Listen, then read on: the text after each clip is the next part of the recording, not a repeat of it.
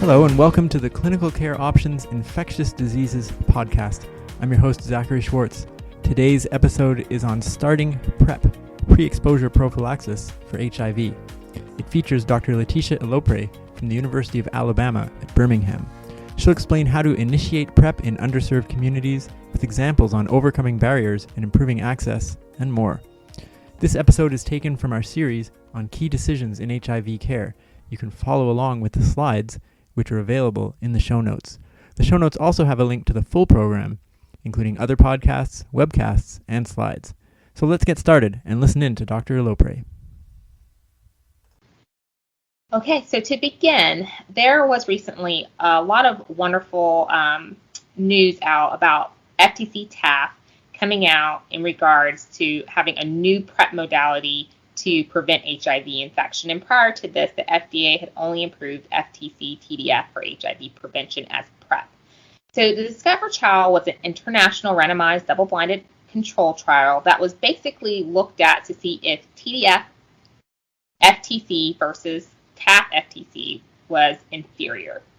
And the primary endpoint was looking at HIV incidence over 100 person years. And ultimately what they found is that TAF FTC was non-inferior to TDF FTC.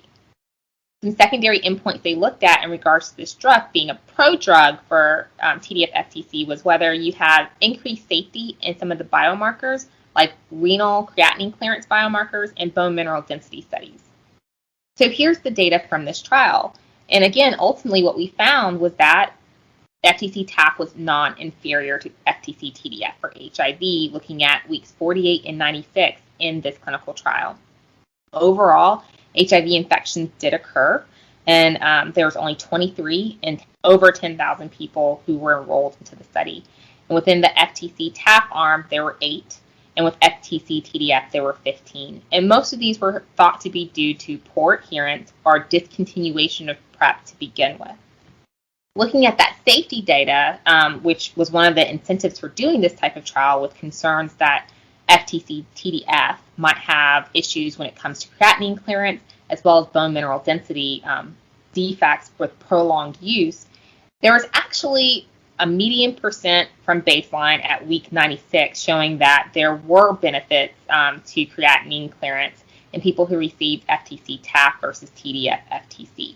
And again, the clinical significance of this, we're not quite sure of, but we do know that for populations that have some renal insufficiency, TDF FTC is not currently approved, and TAF FTC may be a viable option for those individuals. When it comes to bone safety, there was also some findings that were suggestive that FTC TAF versus FTC TDF was more favorable, but again, the clinical significance of this we're not quite sure of. Overall, I feel that the benefit of having this additional regimen is for our patient populations that, number one, again, might have some baseline creatinine clearance issues and having a viable alternative for those individuals. So moving forward, now that we have these wonderful 2 new options available in regards to PrEP, who is PrEP for? And the Centers for Disease Control and Prevention actually provides guidance on populations that they think have strong indications for us as providers to recommend PrEP for. And they classify this as men who have sex with men, and that's any man who's reporting just from behavior, not from sexual orientation, sex with men in the past 6 months, and they're not in a monogamous relationship with a recently tested HIV negative man. And then they ask for the addition of at least one of the criteria. They're having condomless anal sex in the past 6 months or bacterial STI, syphilis, gonorrhea, or chlamydia in the past 6 months. And with this, you should always take into account your local epidemiology to suggest that sometimes these guidelines you might have to go outside of the box for based off incidence rates within populations that are around you. For heterosexual men and women, they have indicators that, again, show that you're having sex within the past 6 months and you're not in a monogamous relationship with someone who's tested negative for HIV, meaning that you have to know the status of your partner. And then you have one of these additional criteria. So your sex partner, if you're a cisgender woman, is a bisexual male or a man who has sex with other men. You're reporting infrequent condom use with more than one sex partner of unknown HIV infection status. or someone who is at a substantial risk for contracting HIV because they're currently injecting drugs or they have sex with other men. If they're in an ongoing relationship with someone who is living with HIV and that partner is not virally suppressed, or if in the past 6 months they've had a bacterial STI. And we really, for this group, look at syphilis and gonorrhea in the past 6 months as diagnoses. And then the other category of individuals who have an indication from PrEP based off CDC guidelines are people who are injecting drugs. And this is any injection of drugs in the past 6 months. And then again, having one of the additional criteria that you're sharing needles in the past 6 months, or you're at risk due to sexual acquisition. When we're talking about PrEP regimens for prevention, and this is in adolescents and usually late adolescents and adults weighing greater than 35 kilograms or 77 pounds, you should consider anyone clinically eligible for PrEP. Number one, if they're asking for it, because that's always something that we want to empower. But also consider PrEP for anyone who's not living with HIV that you feel based off behaviors or your local epidemiology might be eligible or benefit from this as a prevention tool. So if you have someone who has a documented HIV negative test result, and that's required really when you're talking about starting PrEP because we don't want to produce resistance. They don't have any signs or symptoms of acute HIV infection, so it's important for you to take a history and make sure that people aren't having fevers or any flu-like illnesses. They're not on any contraindicated medications, and it's important to know their hepatitis B status because both of the PrEP modalities that are currently approved also treat hepatitis B. And if you were to accidentally stop PrEP in someone who is currently infected with hepatitis B, there is the potential and concern that they may have a flare of the hepatitis B infection. And again, the two FDA-approved regimens are FTC TDF and FTC TAF. But the important thing with FTC TAF that this was not approved for individuals who are at risk for acquiring HIV through vaginal sex.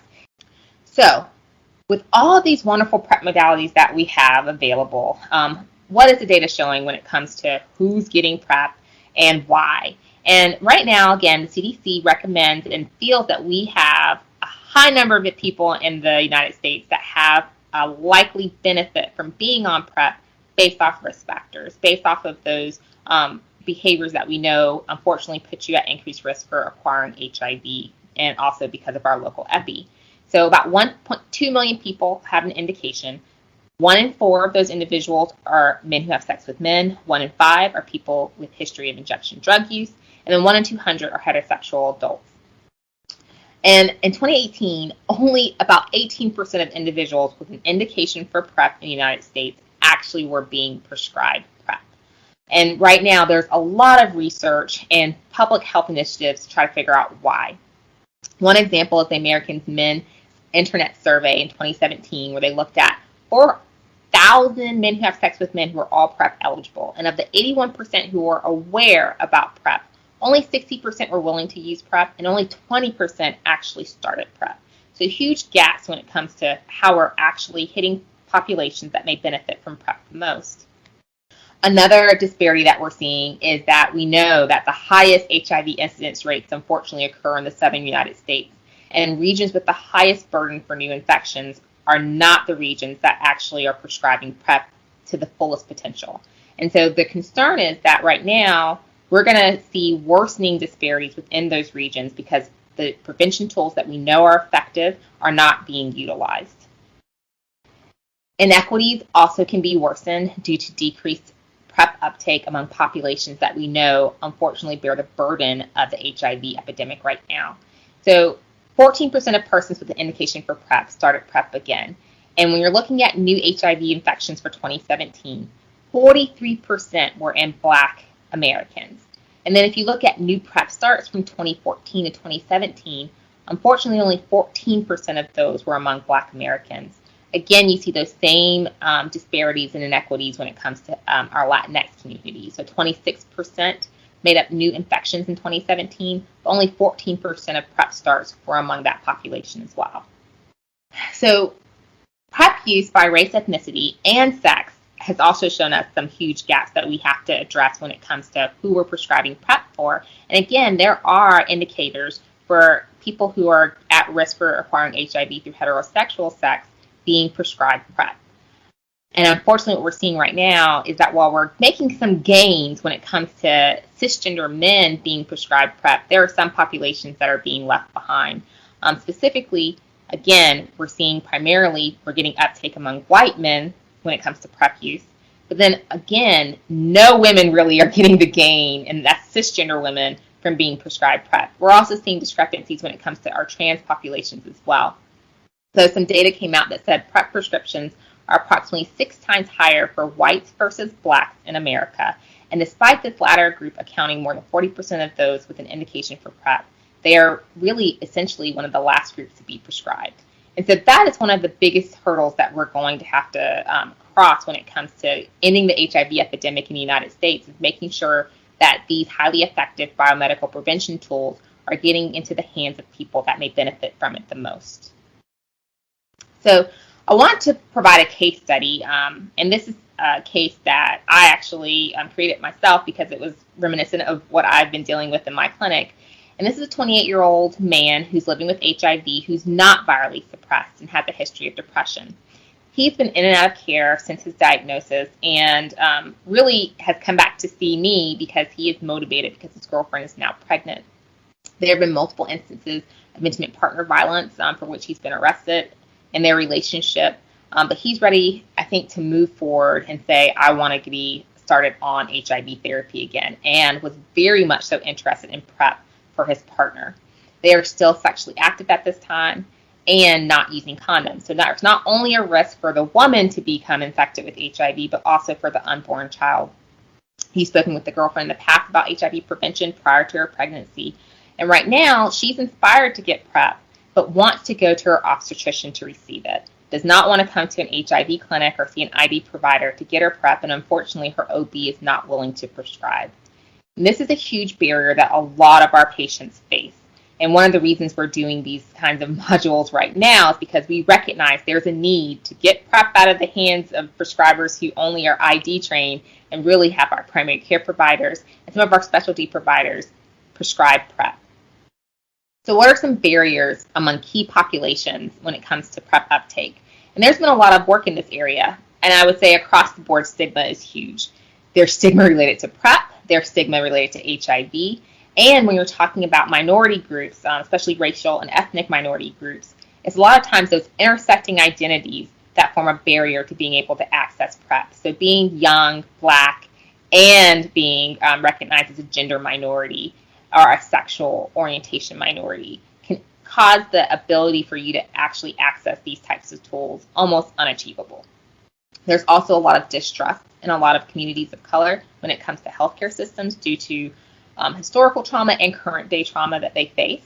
And then especially for Black cisgender women, and I would say also for Black men who have sex with men, you can have issues with domestic partner violence, sexual coercion, and PrEP actually could be a wonderful outlet and tool for them to be able to take their own sexual health into their own hands and outside of the hands of their partners who may be the ones who are abusing them.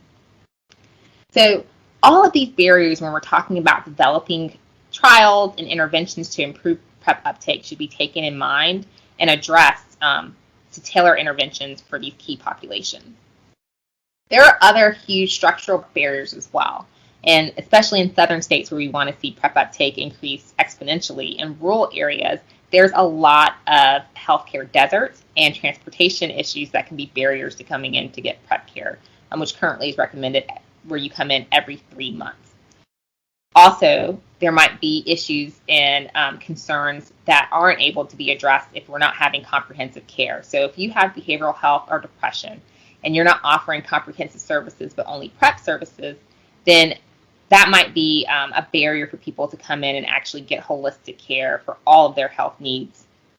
PrEP drug costs can also be a barrier. This can be mitigated via PrEP DAP programs, but Ryan White funds for people who are in HIV clinics cannot be used for PrEP. And many states are working towards improving this, and a lot of people have been really intuitive using 340B money and being classified as STD clinics and trying to use that medication rebate funds to help offset the cost for PrEP for people who are uninsured or underinsured. And then one of the biggest barriers is even with the ability to cover the PrEP costs through these programs like PrEP DAP, The cost associated with the visits, which are every 3 months, and the lab costs for HIV, creatinine clearance testing, pregnancy testing, and STI screening sometimes can be prohibitive in and of itself. Specifically, when we're talking about improving access for women, we have to increase PrEP availability where women are already receiving sexual health care and preventative services.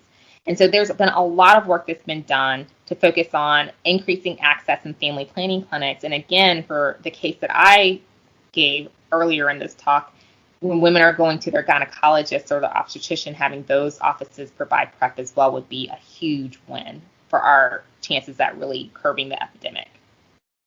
In one study, after PCPs received PrEP training, their patients reported receiving education about PrEP, but most patients still refused off-site referral. And this is key, because if you're saying that we're still trying to get people to come into family planning clinics, but the family planning clinics aren't prescribing, and they still want them to go to an ID specialist, people are saying they don't want to do that. So having that on-site ability to provide PrEP is huge. And I would say even more so in southern communities where we know there's a substantial risk and decreased uptake, unfortunately. We also need to improve education. So one of the major barriers that most providers say that they have when it comes to prescribing PrEP is they don't feel like they're educated in how to prescribe. And so there's been a push to make it easier for providers to prescribe PrEP. There's been a lot of research done on how we can have EHR alerts for our electronic medical records that tell us if we're doing routine and universal sexual history screening of our patients, when people are meeting indicators for PrEP based off of the history that you've taken. And I think that as we move forward in this national push to improve PrEP access, we're going to see more of these tools available that hopefully many providers can institute and implement within their clinical settings. Expanding PrEP services beyond ID providers, again, is going to be the key. We have to have our physician assistants, our nurse practitioners, and then even more so places like our pharmacies being willing to prescribe PrEP, and working on educational tools to empower each one of these important providers to prescribe is going to be a key. And it speaks to what we call the purview paradox, where we know that our patients want PCPs to prescribe PrEP, but PCPs unfortunately do not feel comfortable in that role. And so as we move forward, having one of our CMEs really focus on how we can improve education and knowledge around prescribing for PCP providers and for our nurse practitioners and for our obstetricians and all these other healthcare settings where we know our patients want to receive PrEP are going to be some of the major initiatives moving forward to improve access. Some online PrEP tools that are available right now are places like Nurx and PlushCare. These are actually online PrEP providers that people can go to and not have to go into an office if that's a barrier to receive PrEP services. Unfortunately, again, there are some still real financial barriers in regards to this, in which you really have to have the insurance coverage to be able to get care through online or telehealth services. And if that's not available to you, then this will not be an option. These have been really innovative in that they address some of the barriers that we discussed earlier in regards to stigma and some of the structural barriers in regards to transportation that may be more germane to southern locales. But again, unless we have abilities to address some of the financial barriers, we might still see some of the vulnerable populations having inequitable HIV diagnoses and outcomes. So some potential approaches to moving barriers. Again, one of the huge ones is providing holistic services. So having our primary care providers who are already taking care of mental health and regular physical health issues prescribe PrEP, I think, would be the key. We also need to raise awareness of PrEP, not only among our patients, but our providers as well. And there's been a lot of surveys that have shown that provider awareness of PrEP for especially special populations like cisgender women and trans men and women is actually low. We need to change what HIV risk perception is among patients and providers. I think for providers, a lot of it is recognizing our bias and moving forward with universal screenings. And for our patients, there's still a lot of stigma with HIV, and having the ability to really understand local epidemiology and the fact that having one sex partner and one sex act may put you at risk for HIV is going to be key moving forward. We have to understand that stigma still plays a huge role, not only in the HIV epidemic, but really in regards to racial identity and sexual identity. And moving forward, we have to have interventions that allow people to have resilience around stigma and change the stigma that they encounter, especially within healthcare settings. Access to medical care is always going to be a barrier and something that we have to be inventive and creative around. So having options like telemedicine, having office hours that may not be traditional, and then using some of our EDs and pharmacies in our correctional institutions to also provide PrEP and increase education will help change some of the discussions, hopefully, as we're moving forward in this epidemic. And then one thing that I think will require policy advocacy and change is changing our financial assistance programs and our ability to help those who are uninsured and underinsured access PrEP. So some key take-home points from the talk today is know that there are now 2 regimens that are FDA approved for PrEP and which populations that they're approved for. Understand what indications are for PrEP, and I would applaud all who recognize that this is something that can be empowering for many populations. So if someone asks for PrEP, please prescribe. Identify barriers to accessing PrEP and be ready and willing to maybe change some of our routine healthcare settings to accommodate for these barriers, and institute some of those strategies that we talked about to address barriers. If you want more information from clinical care options, go online. There are medical minutes and podcasts that help, and also a lot of great educational tools in regards to starting your own PrEP care and clinical services. Thank you. And thank you, Dr. Elopre. Thanks to our listeners as well. To listen to more episodes in this series and to see slides and webcasts on key decisions in HIV care, see the links in the show notes. Thanks, and we'll see you on the next podcast soon.